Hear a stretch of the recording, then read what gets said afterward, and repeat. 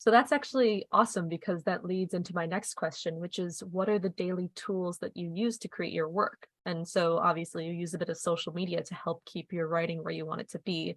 What other tools do you find that you use for your work? I'm a huge fan of, and I have a how-to section in the back of Astrofauna, which explains how I make all my work.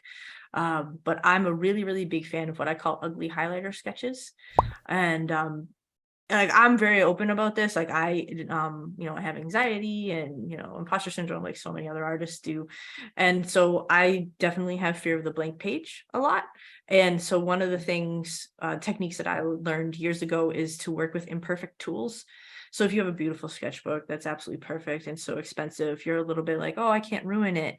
So I do a ton of my sketches on like junk mail and old printouts and just general trash paper. And I'll take a big highlighter. I like to make it ridiculous. So I go for like your bright pink or your bright purple, and I start doing just gestures and general layout of creatures. And then I'll go back in with like a Bic pen, super cheap. You can find them anywhere. And I'll do that. And that will be kind of how I do all my thumbnailing and idea generation. Then once I have something I like, I can bring that into, I'm very, very comfortable with ZBrush. I've been using ZBrush since like 2009. So I could take that little pencil sketch, bring it into ZBrush and sculpt a creature now. Or I can take that, put that into Photoshop or Procreate and go that route, the 2D route. But yeah, I would say it always starts with the ugly highlighter sketches and then either ZBrush or Photoshop or Procreate. Obviously I do a lot of traditional sketching. I have a sketchbook that I bring literally everywhere with me.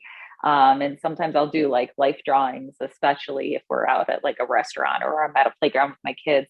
As far as my actual work, I used to constantly be on my desktop computer. I have a Wacom tablet. I used to sketch in Photoshop. But a couple of years ago, I transitioned to an iPad Pro, and that was like the year the Apple Pencil came out. And that was game changer for me because the Apple Pencil was like the most intuitive digital drawing device I have ever had. And I don't use Photoshop as often anymore. I use primarily Procreate. And I only use like 2 or 3 brushes in Procreate, specifically like the 6B because it has such a rough line. 6B is so good. Oh, love it. And like I only use that and like the flat brush and the jagged brush. And that is probably like 75% of my brush settings. And I don't even do anything fancy with that. But I'll use the 6B because I like it because it does give you that rough pencil-like feel. So I'll do a lot of my sketches that way. And I do prefer to sketch digitally because so much of what I'm doing now is commercial work and I need to be able to quickly get it into the pipeline to turn the sketch into a full color comp, because then I need to send out those color comps to the art directors. And then once they're approved, in the puzzle industry, like there's the expectation that when they approve the color comp, that the final work is going to be almost identical, but just, more fully rendered. So then I take that and I upscale it in Procreate for as large as it will go. And then I will, basically finish the illustration that way.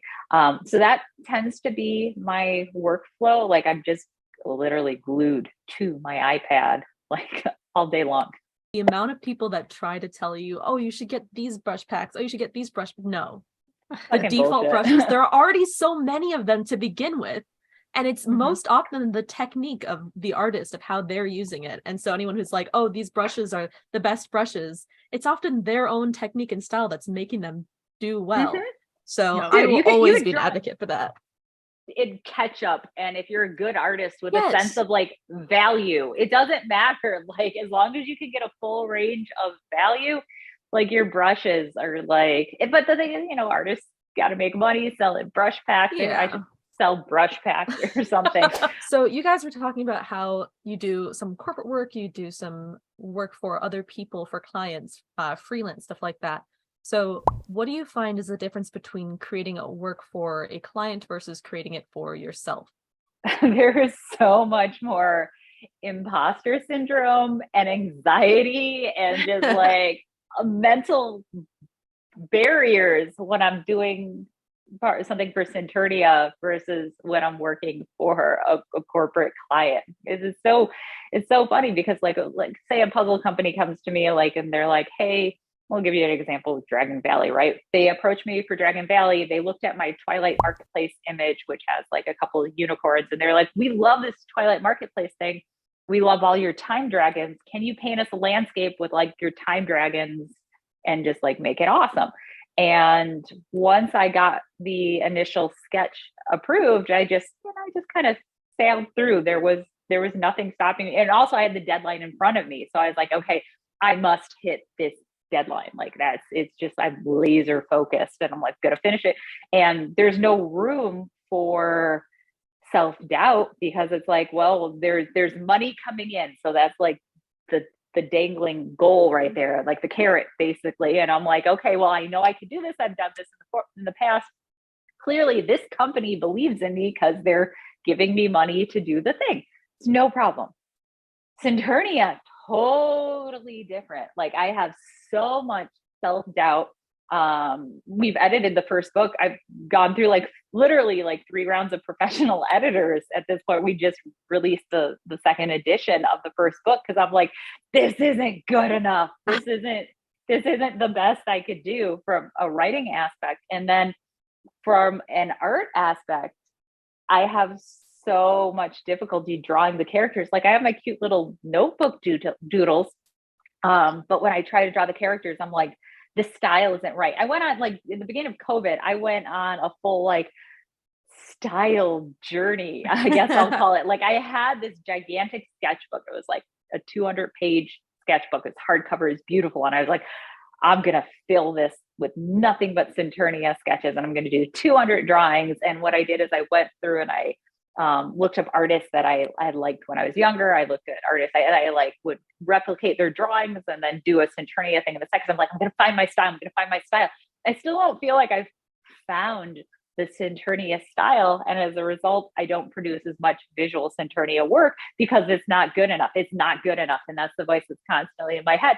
But meanwhile, I'm like doing these crazy elaborate paintings for puzzle companies that are selling in, the tens of thousands of copies. And I'm like, but it's almost like I'm 2 different people when I'm dealing with a client versus drawing for myself. And it's kind of, it's silly as I'm saying it out loud, but I mean, that's the reality. I don't know, Sarah, how do you have, I know you said you got imposter syndrome, but do you feel that difference between when you're working for a client versus yourself? So it's funny, I'm a lot different. So I do have imposter syndrome and I do have anxiety for sure, but I also have a very deep independent streak, I suppose. And so one of the reasons that I like doing my own personal projects is because I get to be my own AD, and I have acted as an AD in the past. So maybe that's one of the reasons why. But in general, and it's funny, like I know ADs are probably going to listen to this, and I love the ADs that I currently work with, but a lot of times when I'll get feedback back, I'll be like, that's dumb feedback. Like, and I have like a really, really strong independent streak. So a lot of times I'll see feedback and I'll be like, that's a bad call. You're going to ruin that character, but you're paying me. So, okay.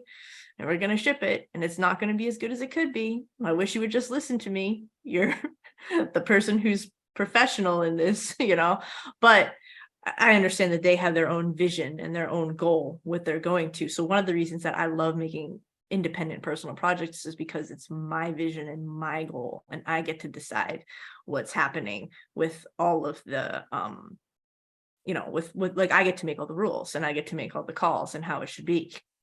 And I'm not going to say that I 100% of all days feel like, yeah, I'm awesome, this is the best decision ever, but I like to have that power. I like to be able to be the person who makes that sort of call.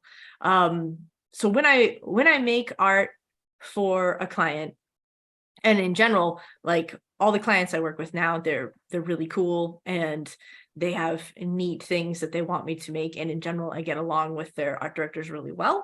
So, that's really nice. And I kind of am very picky with who I take as clients because of that. Like I went through, in 2019, my dog was really sick and I needed to get money. So I took every single client, and I learned a lot about myself that year. And that's why I'm really, really picky with my clients now, because if it's just a money grab and it's just making art for just the soul, getting paid, it drives me crazy.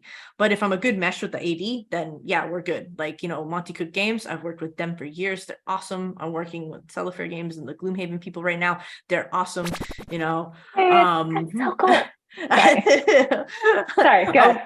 I'm working with a video game company, they're really great too, and I'm not saying that every once in a while, I'm like, I don't know about that feedback, that still happens because I am wildly independent, I guess, that way. But for the most part, I'm like, okay, this makes sense. I see where you're going. We can do this. We can go on this journey together. In general, I have a very, I guess, professional view of client art. So I'm sort of like, okay, you need me to do X, I'll do X, and it's a bonus if I love it. And that's why I'm really picky about my clients, because I kind of want to give myself that bonus. And then when it comes to something like Astrofauna, it was actually really kind of interesting. I'm working on getting more back to how art felt when I was a kid. Like, I'm trying to capture more of, I make art because it is joyful. And Astrofauna has let me kind of get back into that space where it was a little bit less of I need to follow this brief because this person's paying me, and more of like I need to make this creature because it gives me joy and it's really cool and I can't wait to give it to someone. So I have a bit of I guess I'm trying to return to the childhood joy of art with my personal projects.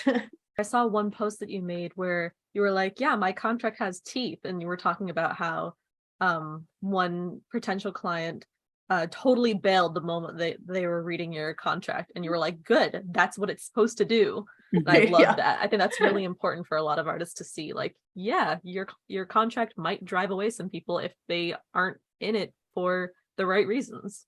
My contract very much so says, I will do work and I will do it on time and I will give you this many revisions, and that's very clear out, and then you will pay me.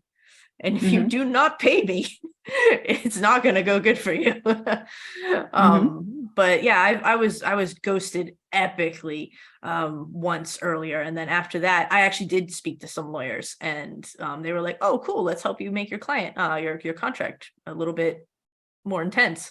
And after that, it's been great. So yeah. This also ties a little bit into the previous question, but you guys have work that you do for clients, for other people, and that's your main focus, or it has been for a while. And so I'm interested, why are you creating Astrofauna and Centurnia when you are already creating work for other companies? Isn't it more stressful to create a project that has no guarantee of actually earning any money? It's funny because I could totally get the anxiety around not bringing in any money. But in my experience, every single time I do a personal project, eventually, somehow, it opens enough doors that I actually jump up a bracket in how much money I make. Like, one of my biggest clients, which I'm not allowed to talk about yet, saw something from Seen and Unseen. Ooh.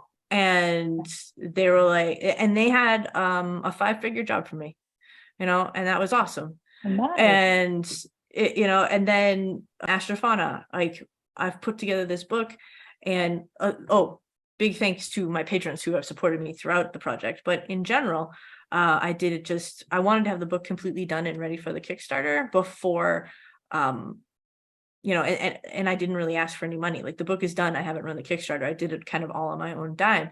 But now that I have that project and I have like a little bit to send out to people, I'm already getting people who are like, oh, it'd be cool. We could collaborate. We could make a role-playing game, it'd be neat. Can I hire you to do my other game? Like, I was at Gen Con doing, displaying my work, got scouted, did work for D&D, So it's like, every time you make a personal project, this is one thing. I think ADs are really great. And they're smart, and they are designed to make their project go where they need to go. But I think if you're an artist in your heart of hearts, you kind of know where you need to go. And I think making a personal project lets you kind of speak that voice. And a lot of those pieces end up being just a little bit better than if it was controlled by a secondary person. And those are the pieces that you display in your portfolio, you display at cons and everything. And all of those pieces are the ones that have gotten me the next professional gig. Like, it's almost no pieces that have been touched by another person that attracts the second art director. It's really interesting. So like, if it's 100% my work, an art director will come and be like, hey, can I have that in my thing? And I'll be like, cool. If it's something that has been touched by worse, if it's been touched by like a marketing team, those never get you your next jobs. Like, they never do. Yeah. So always do personal projects, personal works, because you need to speak that own voice. And the other thing too, is I have found that a lot of times you're going to push yourself a little bit further than just the client. So the client expects you to be here. But if you're an artist and you're constantly developing, learning, and honing your craft, you can maybe be up here on your next personal project. This project is going to get seen by the second AD. That's a higher bracket of paid work that you're going to get, and on and on and on. So it's funny because it's like, oh, I'm not making any money. But in my experience, you always will. It will always propel you forward. So it's definitely worth the time investment. Yeah. Oh, that's really good advice. And then I was just laughing when you're talking about if the marketing team touches it. It's just like, if it's designed by committee, it's like awful. It's terrible. Oh my gosh. I did a lot of graphic design work, and that's what I was doing all through my 20s. And like, those were the jobs where it was like, I'm always dealing with a marketing team, and they pull you in so many directions, and they create awful websites and UI experiences. It's just like a mess. So for me, I mean, I 100% agree with you. So a lot of the work I do now, so as I mentioned with that, the Dragon Valley puzzle design, it started with, they saw Twilight Marketplace and they saw my time dragons, and they were like, can you make something like put these two together? And Twilight Marketplace was done completely independently. In fact, that was a very emotional piece for me, because I was coming out of a lot of medical things, and it was like my way of like clawing out of that, because I was telling myself, I was like so low at that point in my life. I was like, if I can draw unicorns, if I could just draw, I'm okay. And I'm like, if I'm going to draw unicorns, because that takes it back to what third grade me used to do. Like that's my core. So that's why I drew Twilight Marketplace. And the time dragons were something that I used to draw for fun at conventions, because I used to do a lot of Comic Cons and anime cons. And that's where both of those elements came from. And that's when the AD was like, oh, they could see the playful and interesting nature of the time dragons. And then they saw like the depth of Twilight Marketplace, and they were like, yeah, I want a thing that, can you put those two together and make the thing? And obviously I would have never started my career at the puzzle industry if I hadn't just independently created those pieces. Same with working with my agent. My agent saw my time dragons, and he was like, yeah, these are cool. I want to see these figurines. And that's what was the inspiration for my agent deciding to take me on. And that's just like totally skyrocketed my career.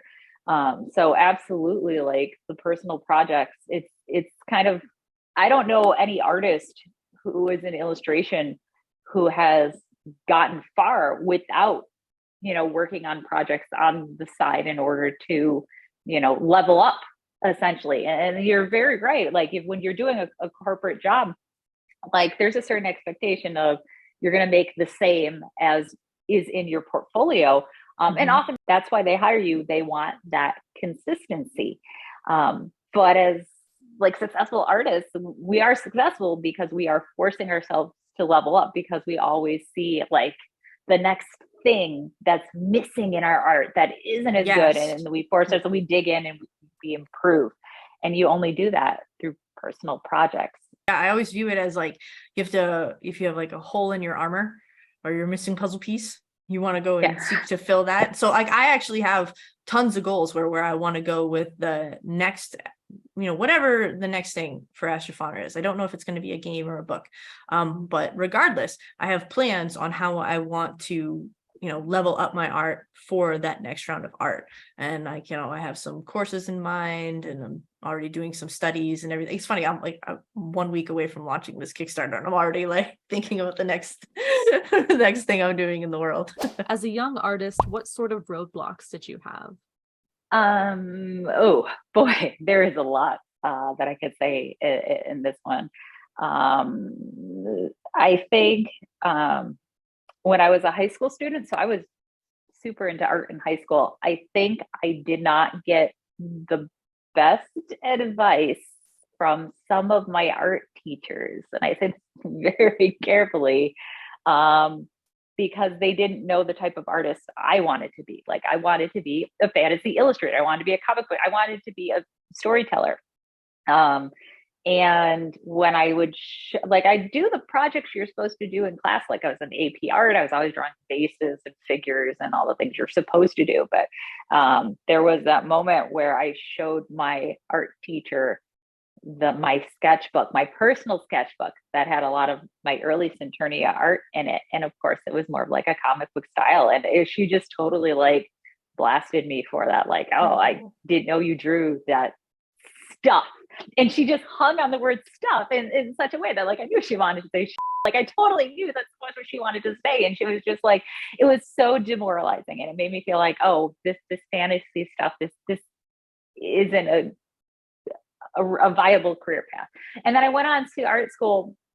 And as I was working on my illustration degree, and granted, this was years ago, I felt like a lot of the professors in my department, even though, they're good at teaching the art stuff, right? The figure drawing and that sort of thing.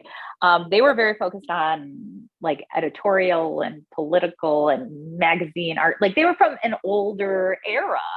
And I was in college as we were really starting to get into the digital art era. In fact, I had one faculty member told me, like, I swear to God, he said, don't create an online portfolio with all your art, and don't email samples of your art when you're applying for jobs, because they're going to like steal your art or something.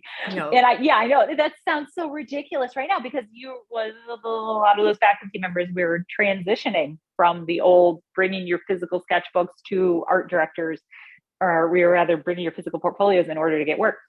And it took me like literally a month of rejections to be like, hey, this ain't right. Let me start sending samples so I could actually start getting called for interviews.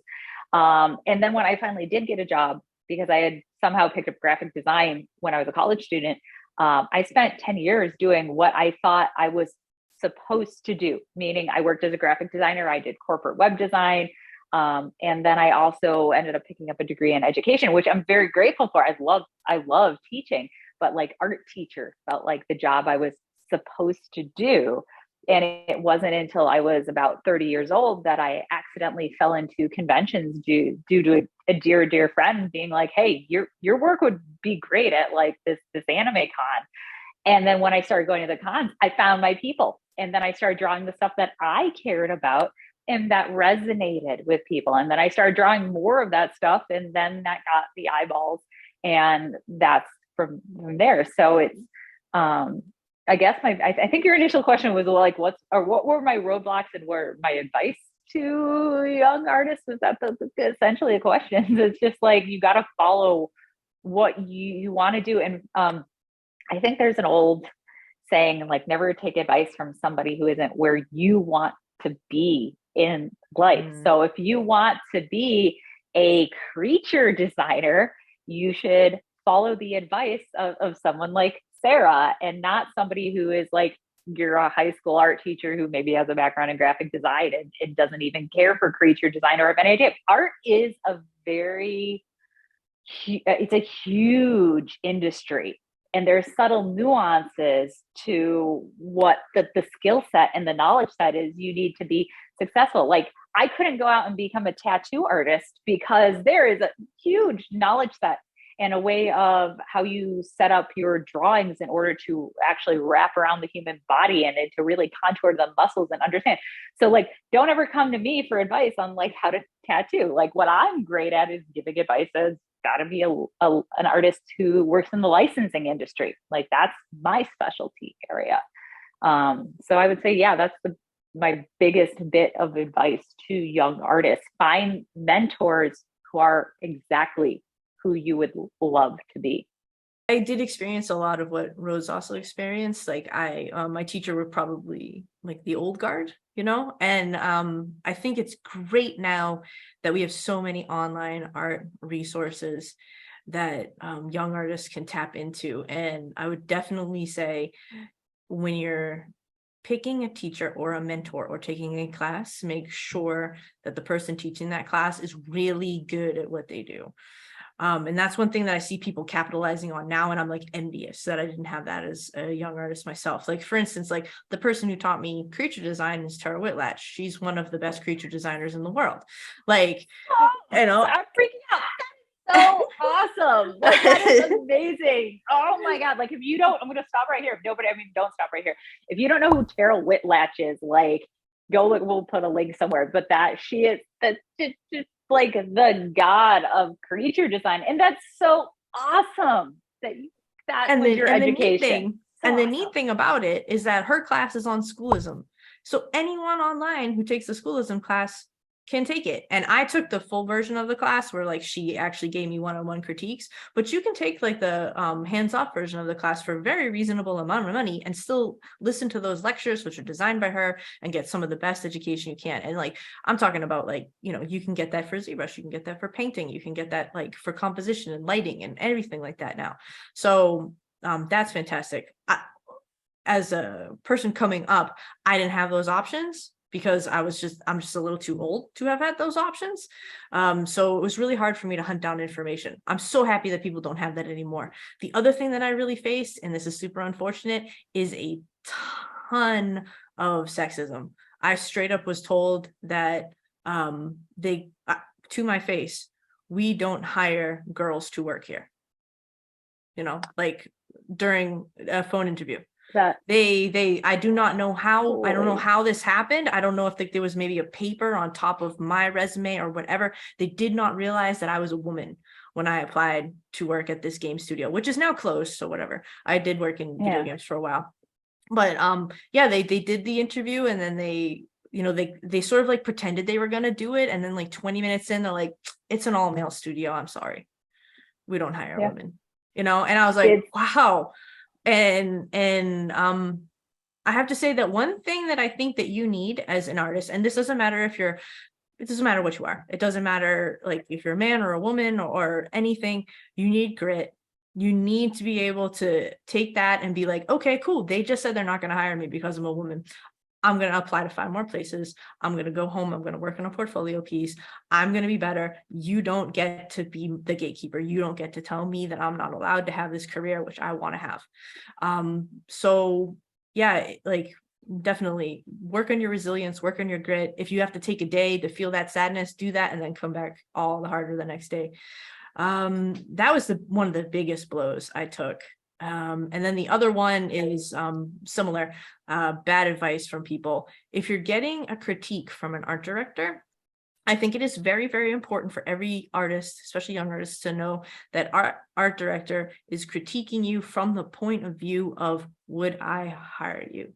So I had an art director who was like, I had a buddy, he worked for a video game company. I was like, I want to come up, I want to be a creature artist. And he's like, well, my art director buddy can give you a big critique. And I was having a hard time getting work. So I was like, okay.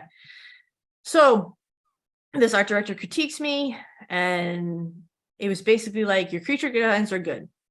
First line. I'm like, oh, cool. This is starting off great. And then he proceeds to absolutely tear me apart because the only thing I had was good creatures. And he needed, and like, I'm not even exaggerating, he needed more girls in bikinis and spacesuits and guys in armor. And he was like, and your portfolio is lacking those, so you're unhireable. He was like, you are unhireable in this gaming community. And I mean, like, we're talking like, this is like 2010. So I mean, hopefully we're hopefully we're getting past that, and hopefully we're not dealing with that. But like, that was a major blow to my confidence, because he was basically like, yeah, you're good at creatures, but no bikini space babe, so you're not hireable. And I was like, wow.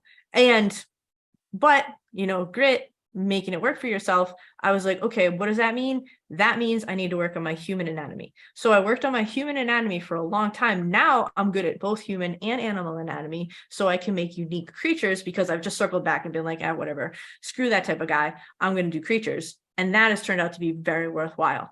So don't let anyone stop you. Like, just keep going. And people are going to try and stop you left and right. They're going to tell you you're wrong, or you're not right, or whatever. And maybe you're not right for them, but you're probably right for a whole bunch of other people. So just keep doing your thing, and keep doing it with passion, and like a lot of study, a lot of grit, and just do it every day, and it'll work out. Well, thank you guys for being able to stop in today so I could give you a little interview. And Sarah, we want to hear some details about your Kickstarter. How can we support it? How can we be a part of it? Awesome. I really appreciate you guys doing this for me. So the easiest way to support the Astrofauna Kickstarter is just go to astrofauna.com. So that's ASTRAFAUNA.com. So Astrofauna. And then you can go do the, go get whatever tier reward that you want to get. A quick, I guess, synopsis of the project is, so it's a hardcover book, full color. Oh my God, I'm working with this printer. They sent me their test prints. They're gorgeous, absolutely gorgeous. So it's going to be high quality, really nice. So 5 short stories, 5 chapters, each from the point of the view of the scientist character. There's at least 3 creatures plus that they go into, and then some like kind of humanoid, I guess we could call them NPC characters that they talk to. Creature neutral stat blocks will be included. Accessibility features, which I've already mentioned, also included. So the transcripts, the audiobooks. Let's see. Oh, our stretch goals are going to essentially be designed to help people bring Astrofauna into their homebrew campaign. So things like stat blocks for D&D 5e, downloadable STLs for figurines and miniatures, because I sculpt miniatures, so those will be included there. Cool. If you become a patron during the Kickstarter, you'll automatically get the baby swamp drake STL for a miniature. So yeah, I think that'll be good. And I'll gonna give you the link to the informative movie as well, where I talk about the thing. But the important thing is I'm hoping I've done my homework enough to make the fulfillment part easy. So the book is 100% ready to print. Like, I've already gotten the print copies. I've improved them. Like I said, they look gorgeous. So if we just get the funds, we're off to the races right away. So yeah, hopefully it'll work out. Good question, because if somebody's listening to this in the future, what is the end date of your Kickstarter? Oh, July 13th. Okay, July 13th, and we're in 2023, in case you're listening to this super far in the future. And if you happen to catch this video after the Kickstarter has ended, is astrofauna.com your primary website, or we'll put all the links in the notes, so people can find you and hopefully still find the project even after the Kickstarter has funded, because this is going to successfully fund. Like, I've got good vibes about this. So hoping. But yeah, if they go to astrofauna.com, or a really good trick is, my name is very unique, so I was pretty much able to get my name everywhere on all the socials and like all my website and everything. So if you just Google my name, it's probably going to pop up for you. Well, thank you guys so much for watching. If you're new, be sure to subscribe, hit the bell for notifications, leave a comment and like. It helps us in the algorithm, and be sure to share with any new prospective artists out there. Have a good one. Thank you guys for watching. Bye. Bye. Thank you. Bye. Bye. Thank you.